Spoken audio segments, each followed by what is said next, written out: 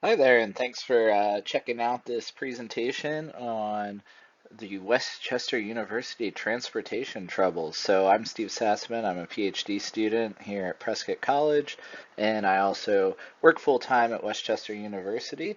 And for the FoodEASE project, I decided to look at our transportation issues. So I'm going to get right into it. So here's some data about what we're looking at for our Westchester University community. So you can see there's an average of about 13,466 total commuters. So we have 17,691 total students, but as you can see, 70.5% of students commute to campus. So that's 12,483 of our total student population. We also employ 1,421 employees, the vast majority of whom obviously don't live on campus. So we do have a few resident directors that do live on campus, but that number is pretty insignificant with the vast majority of our employees traveling to campus and back home every day. All right, so this data was collected from the commuting and parking survey that was conducted in 2019.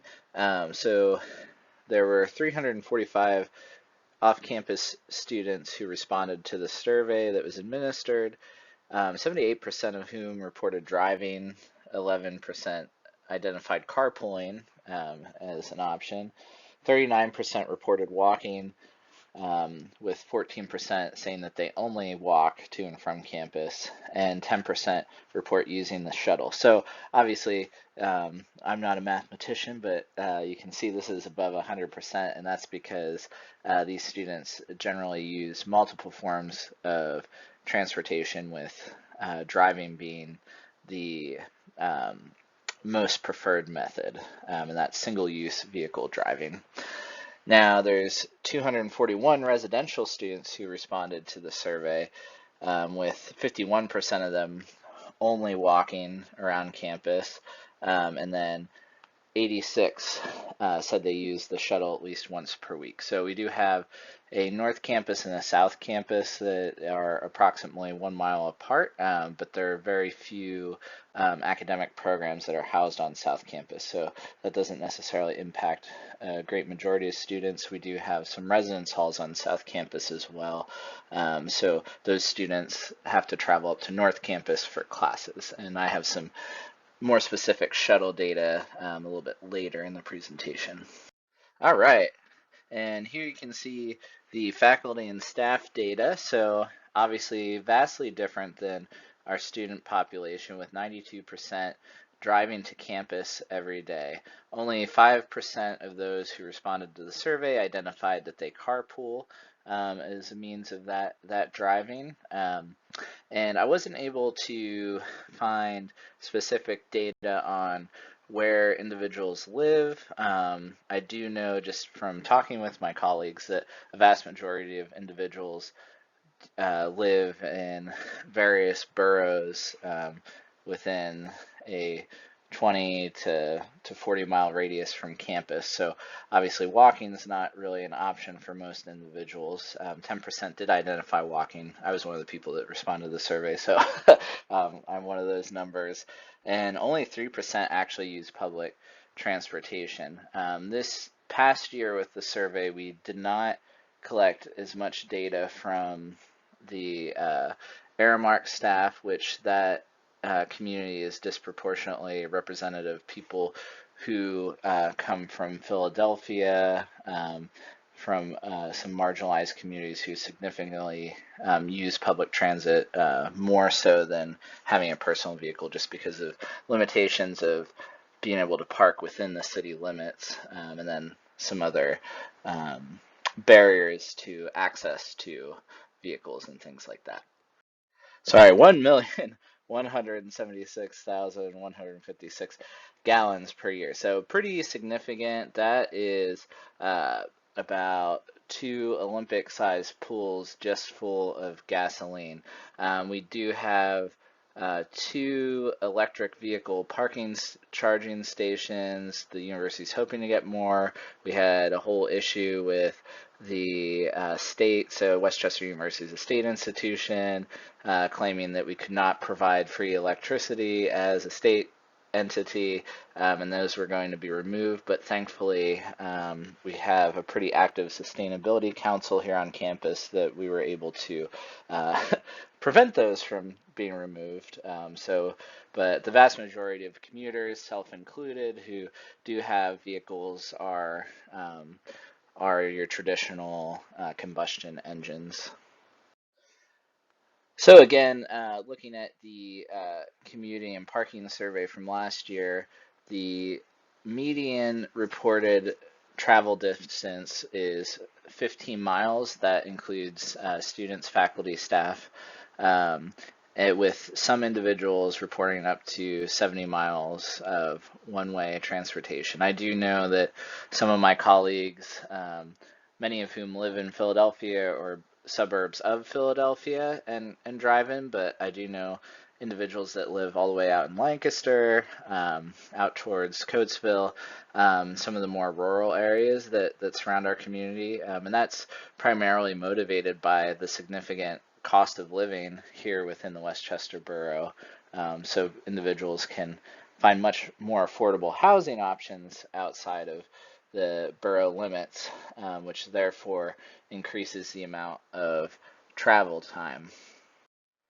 So here are some barriers that I kind of identified based on conversations with different individuals, both students and faculty and staff, just having casual conversations. I am planning to do a more thorough study in the spring to collect some more substantial data on that. But as you can see, a lot of barriers are perceived. So many individuals think that it takes a lot more time to use public transit, walk to and from campus, or even bike, which I'm going to give you some of my numbers a little bit later, which I've identified as not the case. Now, I will acknowledge that I'm an able-bodied, active person, so I do walk a little bit faster and ride a bike a little bit faster than the average American, but even so, it's still pretty significant there. The effort in using alternative modes of transportation, and I think that's just based off of our culture here. People are very car dependent, especially those of whom who live outside of the borough where they have to drive to the grocery store and whatnot. So individuals just get into the habit of assuming that you have to drive everywhere. I will say we had last week, the president has a holiday party every year where he has all the staff members come to his house and have a little meal and just talk with him. And it's on the other side of campus, less than a mile, not even close to a mile actually. And my colleagues in campus recreation insisted on driving over. And of course, then we had to find parking and all that. And I saw a significant number of other employees do the same thing, even though it's maybe a 5-minute walk, if that. The other day I was coming out of a meeting and I was going to the same place as someone else where we were going to another building on campus, and he offered to drive me to the place, and I was like, well, no, it's a nice day out. I I kind of want to walk. I mean, everyone said it was cold. It was like 50 degrees. It wasn't that bad, and I actually beat him by about 15 minutes because of searching for parking and all that. One of the other things is safety concerns of using public transit. So again, this has a lot to do with our internalized racism on campus. So when you look at who is utilizing the public transit, it is often people of color, so our more privileged individuals see the other individuals using public transit and have that sense of lack of safety just based off of that. Whereas I've used the bus several times, that there's not any more significant risk of being mugged or anything like that, and that's just based off of our societal standards of what we perceive as who is dangerous and whatnot. Um, and then people think there's a lot of extra effort to use alternative transit. However, yes, you do have to kind of conform to a schedule a little bit more, but SEPTA, the Southeastern uh, Pennsylvania Transit Association, has a pretty good app where you can track all forms of public transit, and then our university shuttle system also has an app where you can track systems. So I'm going to have some pictures later, but there are some actual barriers. So one of the most significant barriers in our borough is that there's very poor lighting on the streets. So a lot of our community members are very adamant about minimizing light pollution. So as a result, a lot of our borough streets do have poor lighting, which is a significant safety concern if you're traveling at night, especially now when it gets dark, when you're getting off work at 4:30, 5 o'clock, or if students have night classes. That's a pretty significant issue. A lot of our students that work at the rec center, they close the building after midnight, and they do have significant safety concerns, especially our female identified employees. The borough is a historic town, so it was constructed when people all lived in the borough, walked everywhere. The streets were designed for pedestrian traffic, and they haven't really expanded much beyond that. So there's not a lot of space for um, bike lanes, let alone sidewalks in a lot of areas, which leads right into the next one. And then a barrier to utilizing other, this sounds kind of funny, but is our low cost of parking pass. So you can get an employee parking pass for $10 a year.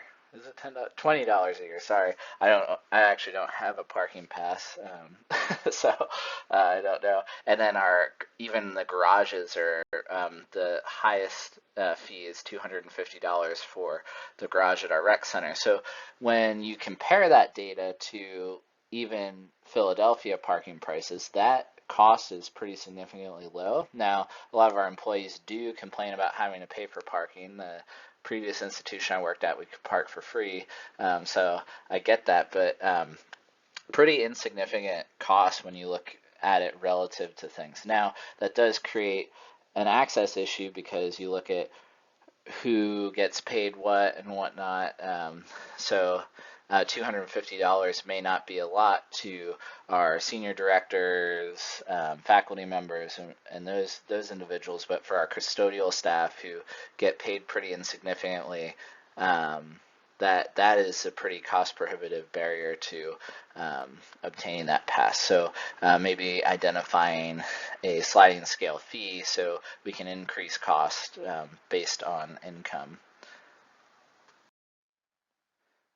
So we talked a lot about our automobile centric, if you will, culture here on campus. So what are some of our alternatives? Well, the first thing we have is our Zagster Bike Share program, which was implemented a few years ago to kind of address the motivation of individuals to drive from North Campus to South Campus and just drive to different spots on our campus. There is a desire to utilize these to ride into the borough. So the borough is approximately a mile from campus with lots of shops, restaurants, that sort of thing. A lot of students want to go out there, eat. A lot of faculty and staff go out there to have lunch and whatnot. But there are no actual docking stations in the borough. There are only 3 docking stations right on campus. So you can see here, this is some data that was shared with me from our bike share intern. So you can see that we have 517 active members, so that's pretty exciting right there. There are about 4,000 total trips utilizing the Zagster bikes, which is exciting. And then here we have some more data. So this is just some ridership information. So So the average number of trips is about 100 per month, and people ride for approximately 15 minutes. So really just riding around campus. Maybe people ride into the borough, but again, there's not really a lot of parking. All right, cool. So I'm going to try to use my stylus here. So this is the university here. So this is, if it wants to work with me here. All right. So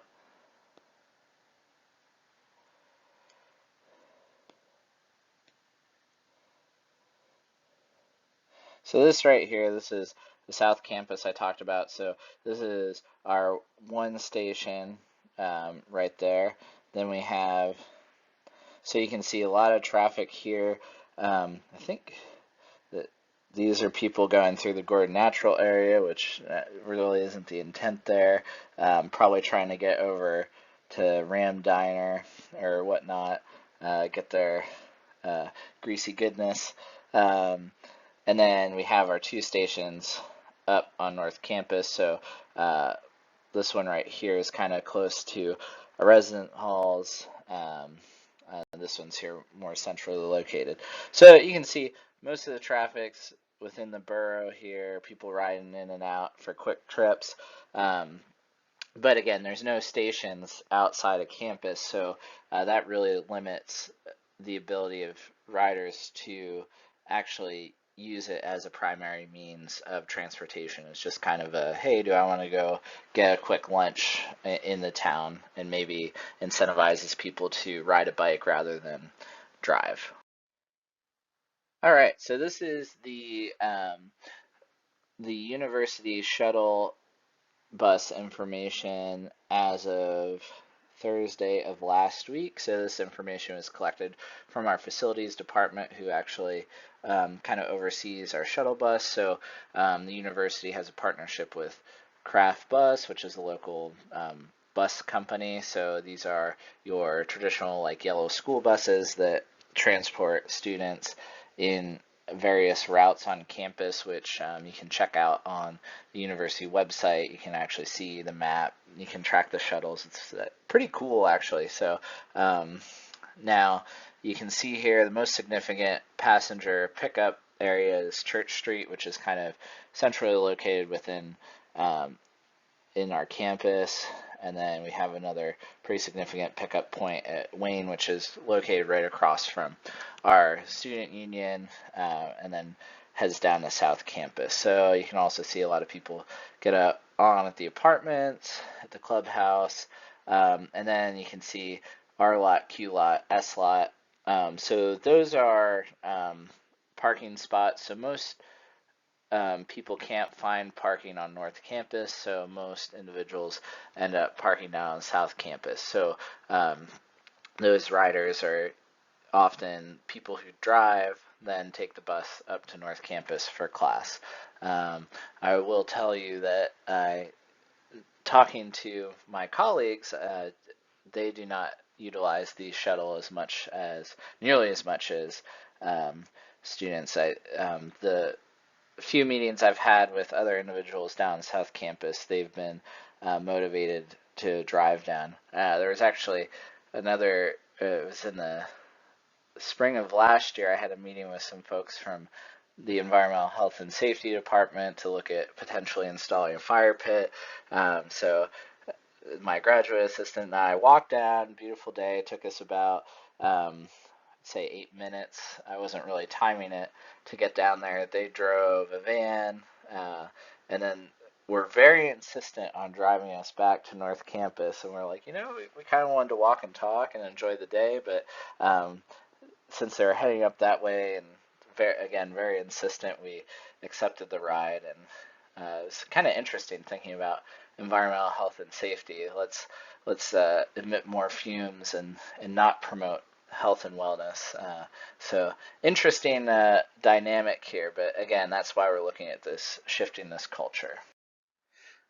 All right, so I mentioned SEPTA a little bit earlier. So again, that's the Southeast Pennsylvania Transportation Association. So there is a regional rail system that is uses the Amtrak train rails. sorry, not a train expert, so to transport people in the suburbs and through the city.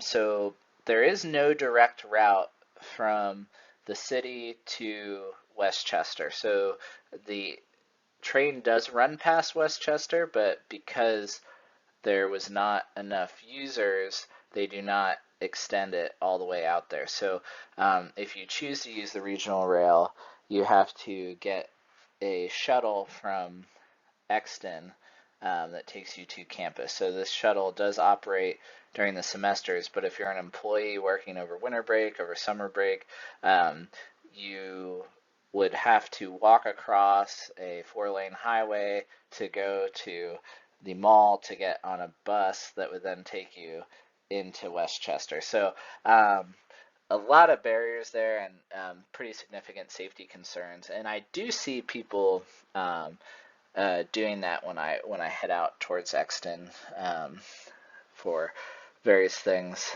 Um, so the bus fare is pretty low. It's only $3.50. So again, this is one of those dilemmas: is do we increase the bus fare to potentially add more public transit infrastructure to make it a little bit more convenient for people? Now, we talked about some of those perceived barriers. The average travel time from 69th Street Transportation Center is 1.5 hours. So that is from the transportation center, which is in, for lack of a better way to describe it, in a less ideal neighborhood. So there's a lot of those barriers there for a lot of individuals that don't feel comfortable going into an impoverished neighborhood, which we won't get into all those specifics about how Philadelphia is set up. But so the issue there is you have to take another bus, you have to get on the Market Frankford line, or you have to take a regional rail to get shift over. So when I first started at Westchester, I actually lived in Manayunk, which is on a different regional rail line. So I would have had to take a bus to then hop on a different rail line if I wanted to take the regional rail. And I had to take 3 buses to get to campus if I chose that option. So because of that, I actually ended up being one of those drivers when I first started here, and caused me some pretty significant stress as I was stuck in traffic. So the average time it would take me was probably about an hour, so a little bit faster than the bus because of not having the stops, but I could be stuck in traffic of up to 4 hours sometimes if there were accidents, because again, the infrastructure in this area is very historic. Philadelphia was obviously one of the first cities in the U.S., so a lot of the roadways and whatnot are still set up to accommodate horse and buggy traffic and have just gradually been expanding to accommodate automobiles. Cool. So I mentioned some of the walking conditions a little bit earlier in the presentation. I always get in the zone when I walk, so I didn't think to take pictures. So these are 2 pictures I took on my commute. What was it, Thursday, Friday, one of the days. But anyway, you can see here, so this is the upper right there. That's a street that I walk on. You can see there are no sidewalks, even though there are houses. It's a pretty narrow street, which actually has 2-lane traffic. You can see this grass that's someone's yard. You can see that there are people walking on it. You can see it's pretty impacted there. So obviously there's a need to put some sidewalks here or some other pedestrian walkways. And then again, this goes through, so my route actually takes me through like the Spanish neighborhood, some other places so it's really interesting to see how these, where we put our resources to motivate commuters and provide safety for our walkers. So there are very few crosswalks on my initial path. again, poorly lit. I was actually almost hit the other day as I was Zooming for one of my classes, and I was on Zoom, so partially my fault because I wasn't really paying attention, but kind of scary for not only me but the classmates. And then you can see that picture. So this is this brick. So this is historic brick. You can see there's some moss on it, so pretty slick. The brick is sticking up, so I have wiped out on this multiple times in the winter um, because of the inability to shovel effectively. These get pretty significantly icy and can be pretty treacherous when you're walking. And I have the privilege of having um, good winter hiking boots with a grippy sole that's designed to walk on slick surfaces, and I still struggle to walk. So thinking about people who don't have access to those resources can really disincentivize individuals from walking, or again, create that safety hazard that makes it more challenging to get to work, get to different places. Neat. So cool. So this is some data I collected. So what I did this semester, because I had some uh, issues working with the Westchester University Institutional Review Board to conduct a thorough study, and also with timing of what I kind of designed. It it's obviously cold now, so people are less inclined to use alternative modes of transportation, um, biking, walking, running. Um, yes, I do run to campus sometimes. I actually got a high five from a student the other day, and a cheer. So it's actually, maybe that is my preferred method. Anyway, I digress. So so what I did was for 4 weeks I decided to use a different mode of transportation. So my preferred method I have found has been walking, even though that took me an average of 22 minutes. So just to kind of give you a better idea of what my commute looks like. So generally I work 8 a.m. to 4:30 p.m. Um, um, most Monday through Friday. So those are my general hours. Tuesdays, I have a later night evening, so I actually work 10:30 to 7, um, generally on Tuesdays, and then some nights I'll be on campus later just for different student organization commitments. I advise a few clubs, or if we have different meetings and whatnot, I'll be on campus a little bit later, or different events. Or if I actually motivate myself to climb at the wall, I usually hang out a little later. Um, so um, biking is actually the fastest. So again, I'd like to acknowledge that I was a former triathlete, so a little bit more conditioned to cycle. So this isn't my preferred method just because it does take a little bit extra effort. I live on the third floor of an apartment complex, so I have to walk my bike down 3 flights of stairs. My cat likes to try to pop out the house, and then obviously I have to make sure the tires are inflated and all that. So it does take a little bit of time in the morning to make sure I'm good to go. And I have a fixed gear um, bike that I use for commuting, and there are several hills on my route, so that makes it a little bit more challenging and motivates me to sweat a little bit.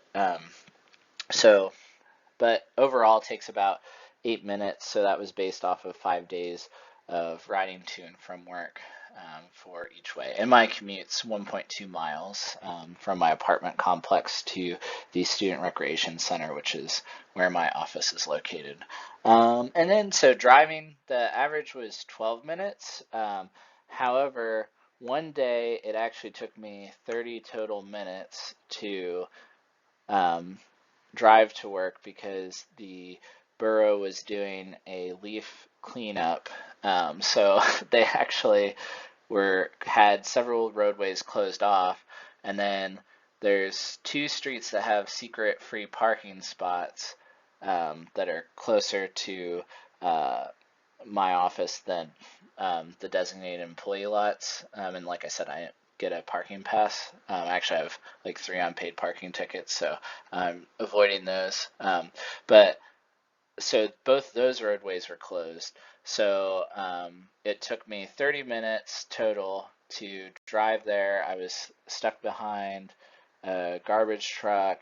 I got really stressed out, and I ended up parking illegally, getting a ticket, just because I was like, I need to get into work. And then even one of my coworkers was like, "Oh yeah, why are you here so late?" And that was all because I chose to drive, thinking that it would be more convenient. Yeah, I was doing it for the study, but I was like, oh yeah, I'm like running a little bit late. Yeah, I'll drive. That'll be faster. So, but generally it does take about 12 minutes. I go on through some residential areas, so a lot of stopping and going at stop signs and things like that, but generally don't hit a lot of traffic as I would if I was forced to take 202, 76, or one of the main highways like I used to coming from Philadelphia.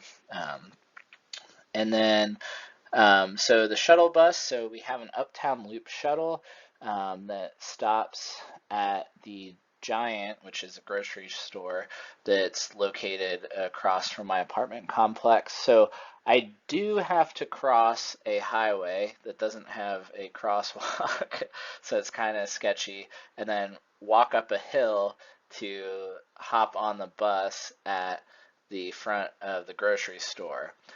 So that creates a barrier and adds some additional time.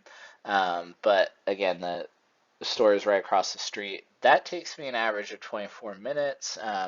And as I mentioned in one of my class discussions, like it provides an opportunity where I can actually like talk to people. Like I've met some pretty neat students on the bus. So I did that for a week, and uh, yeah, it was pretty relaxing. Did have to wait 10 minutes one day just because I missed the shuttle as I was tracking, just because I got a little behind with some of my morning routine and whatnot.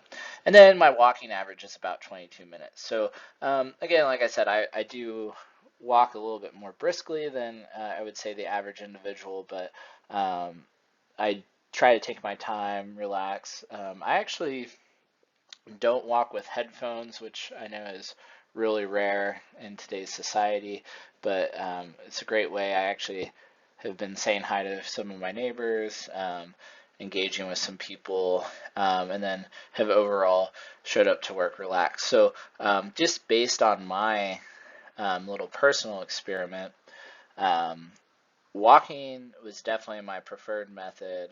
I arrived to work the most relaxed. I felt like I was more productive on the days that I walked. I have been walking most of the semester since I moved to my new apartment. Previously, I lived a lot closer to campus, so I would just always walk, and it was a lot more convenient, and I didn't have the temptation to drive at my other spot. Um, so that is definitely my preferred method, and I would love to identify more ways to encourage more individuals to take advantage of the simple joy of actually walking and being connected in your neighborhood. Now, the one challenge with walking is the because of all the driving traffic and the stress of driving, individuals tend to not want to stop for pedestrians even when they're in crosswalks. So we've actually had, which they're keeping the numbers, they're not promoting them because obviously the university doesn't want people to have safety concerns and they want to recruit more students, but we've had a significant number of students um, being struck by vehicles crossing streets in different areas around campus. So next semester they're actually going to have crossing guards at specific intersections. However, I do have to cross multiple streets that are outside the campus, as well as many other students who um, live in the different apartments in the borough or different houses that they rent out in the borough. So there's still those barriers there to that. So yeah, I think that's about it with my personal experiment. So like I said, all that data, most of the data was collected from our commuter and parking survey. So we conducted that in 2018 and 2019, collected different data. We conducted a parking day this earlier in the semester, which, oh, I forgot to put pictures in this presentation of that. So that was just a general, one of our GIS courses hosted that. So Dr. Flam, who's actually our director of sustainability, is co-teaching that class. So, and he's very invested in transportation issues. So there were pins where people use different colors to look at what form of transportation they used and approximately how far their travel was. So that was an interesting thing to see. And then there was there was a little survey that was collected that just looked at some of people's perceptions about traveling to campus. So the biggest concern really is that safety concern. So like I said, the borough isn't very well lit. The infrastructure is not designed for walking or cycling. And then public transit's not as efficient as it could be in this area. So kind of challenging to actually utilize those forms of transportation unless you're really intrinsically motivated to do so. So we have several resources on campus. We talked about Zagster a little bit, the bike share program. We do have a Ride Amigos account for the university. So individuals, that's primarily used for individuals to match with carpool buddies. However, the download rates of that app are pretty insignificant.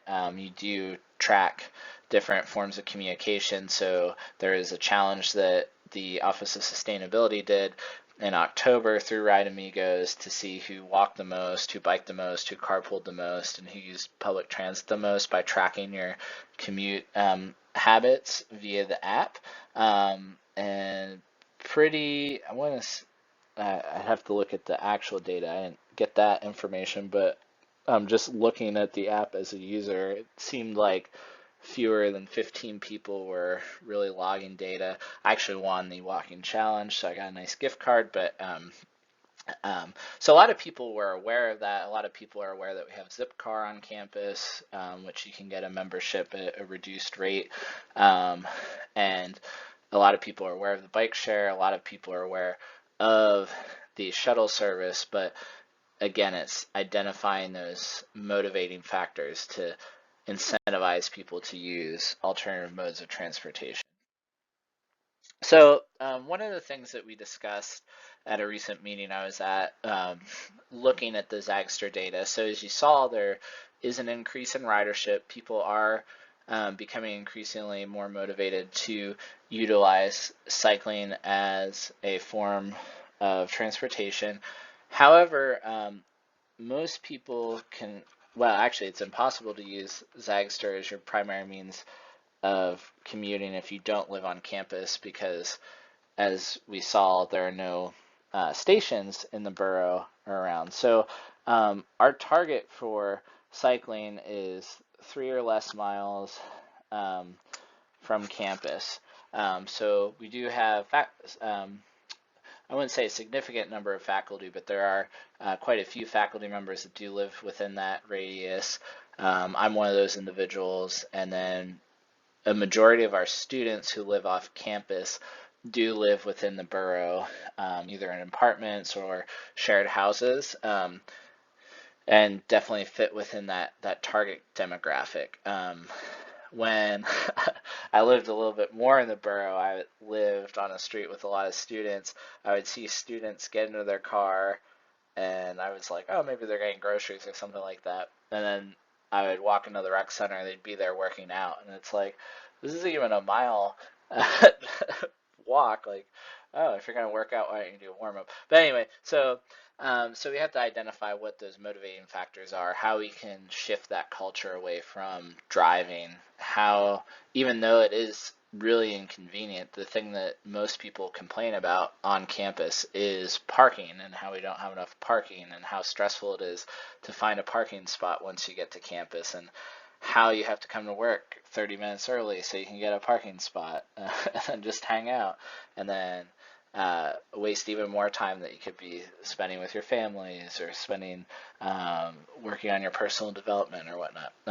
Anyway, I digress. So one of the things that we talked a lot about at a recent meeting was looking at developing a co-op model. So a lot of universities do have bike co-ops. So there are some challenges with it, which I will be the first to admit. However, we spend $23,000 a year on the bike share program. Now, the nice thing about that is the Zagster sends a representative down to maintain the bikes and do all that. So monthly is they're supposed to do that. So we don't have to worry about that. Now, because it's a bike share program, people don't wear helmets. People also don't have a lot of ownership of the bikes. So like I've walked through the borough, I've seen bikes just thrown on the street. People really don't take care of them. So if we had a co-op model and people had some ownership of a bike that they were responsible for, they pay a deposit, they get that back at the end of the semester, that would be a lot more powerful for students and faculty and staff. It would also incorporate more of an educational component, which is the mission of an institution of higher education. It's all about education. So we should be educating people how to ride bikes. I know it sounds funny because everybody's always like, oh, it's like riding a bike. But most individuals don't know how to ride bikes in traffic. So I had a faculty member who did a study abroad program email me asking like what kind of education we have because they went to Holland, which is super bike friendly. Like if you have a car, you're like weirdo there.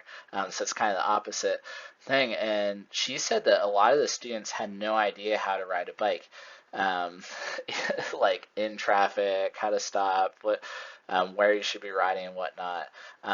And that kind of raised that idea of like we don't have any education around that. So if we had that co-op model, then that would incorporate more of that. People would also learn how to maintain bikes. So how to do your basic ABC checks, that sort of thing, and really have a bigger sense of pride. So because if you ride a Zagster and the chain pops off, you're kind of stuck.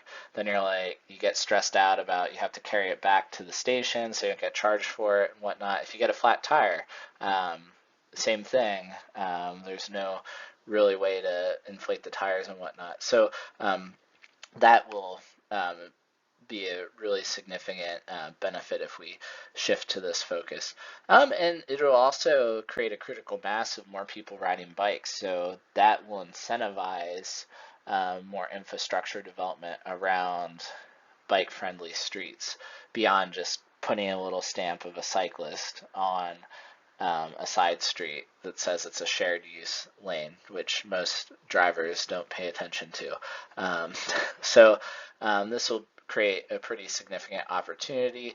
I talked with a few faculty in the kinesiology department who have 25 mountain bikes that have just been sitting on campus, not being used because they had a grant a few years ago to do a mountain biking class, and then because of some of the risk management hullabaloo around transporting bikes and transporting students off campus for academic programs, they haven't been utilized. So we have 25 nice Trek mountain bikes that can kick us off. It's just about identifying a space, finding a workshop space, and we can use those funds that have been earmarked for Zagster to contribute to the development of this space. All right, so we talked about how most individuals aren't intrinsically motivated to pursue alternative modes of transportation. So the community and parking survey focused really on our current behaviors, what means of transportation we utilize, and who is aware of what resources we have on campus, what those resources are. So as you saw earlier, the data really showed that people are inclined to use a single-use vehicle, drive to campus, and then most people were aware that we had these different resources and there are alternative means of transportation, but people don't want to be inconvenienced by them. Even when I talked to colleagues about carpooling back when I lived in Manayunk and I knew people lived in Roxborough, this was before we had the Ride Amigos app. Uh, they were like, well, I don't know, I might have a meeting, or like, I just want to have my own car to drive there. And I was kind of surprised by that, which I understand it, but it is also like, well, wouldn't you rather not stress out about parking, especially when you have commuter parking spaces and you're more likely to get a premium parking spot? But anyway, uh, it's interesting. So what we're going to do in the spring semester is we're going to conduct some research looking at stress levels of individuals utilizing different means of transportation. So I talked a lot about my personal stress when I was living in Manayunk. So one of the main reasons that I decided to move into the borough, and I have to acknowledge that I have a lot of privilege when it comes to making that decision.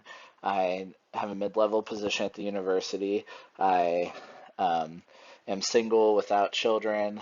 Um, so I'm able to be a little bit more transient with that. I mean, I have a cat, but he doesn't go to school or anything like that. So don't have to worry about that. Um, so I pay uh, twice as much as I was paying when I was living in Manayunk for a much smaller apartment. It's a really nice apartment, don't get me wrong, but much smaller than where I was at in Manayunk. I had a koi pond, a fireplace, a huge house. I shared it with people, but it was, again, half the cost of what I was paying. So I made that intentional effort because I did not, the stress wasn't worth it for me. And I really wanted to have that extra time, especially now being a full-time PhD student. I cannot afford to have additional travel time because I need all the time I can to focus on my studies and my efforts and actually try to exercise and cook dinner for myself and whatnot. So I want to look at that to see if maybe that will stimulate a different sense of motivation. I've also reached out to Fitbit, who a lot of people have Fitbits to track their data, but looking to see if we can partner with them where they can send us some Fitbits so we can track data on sleep quality, we can track data on calories burned, step count, and whatnot for individuals participating in this study. So that's a pretty exciting opportunity so we can incentivize people based on their personal motivation to be fit, for lack of a better word. Um, so really taking that personal health and wellness approach rather than that broader, let's think about the health of our earth, because as we've seen and as we learned through this course, people tend not to be as motivated about our carbon footprint unless you are very intrinsically motivated to make a positive impact on the earth. So how we can shift that narrative to focus on your personal benefits, which will then inspire people to think more about our interconnection with our natural world and how we minimize our impact on that world. Um, Neat. So obviously, this was for the FoodEASE project, so you're probably like, well, there's a lot of really good information about transportation, but what does this have to do with food? So obviously, as those in this class know, I'm a kind of an abstract person, but um, uh, yeah.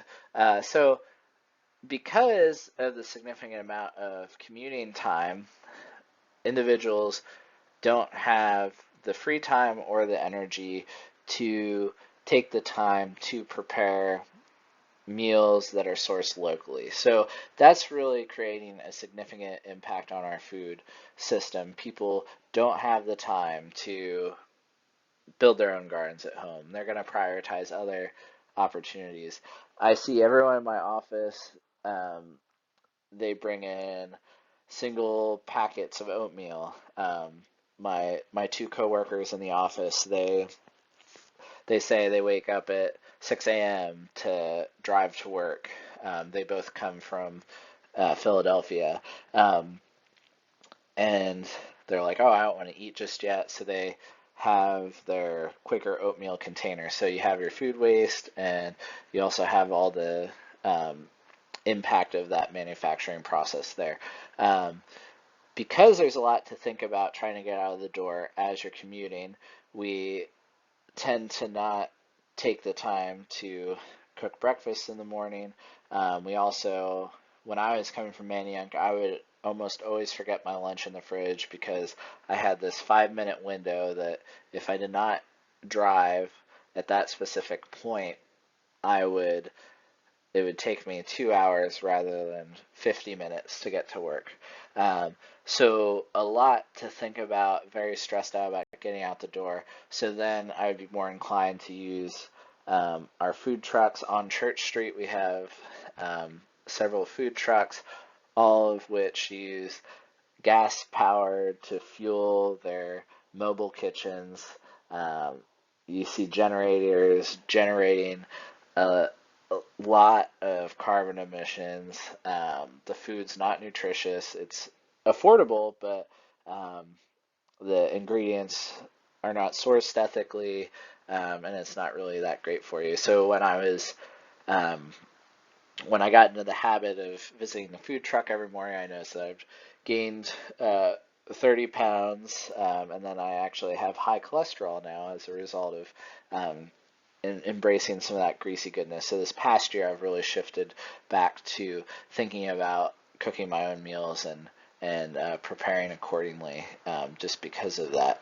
Um, so yeah, so that's kind of how the transportation system impacts food because we want what's convenient, especially as we are inconvenienced by um, how we have to get to work or how we have to get to school, and the disposable time that we have available to us after spending so much time in that transportation system.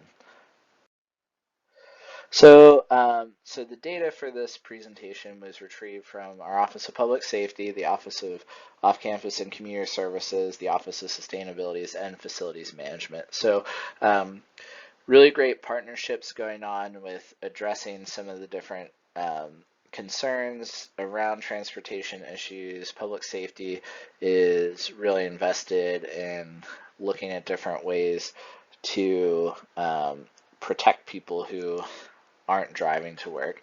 I think their preference may be that people drive. They actually have a pickup program. If you're off campus, you can call a public safety officer and they'll drive you back. Um, but I'd really like to see more public safety officers walking around rather than being in their vehicles. We do have some bike officers. Sorry, I'm going off on a tangent now.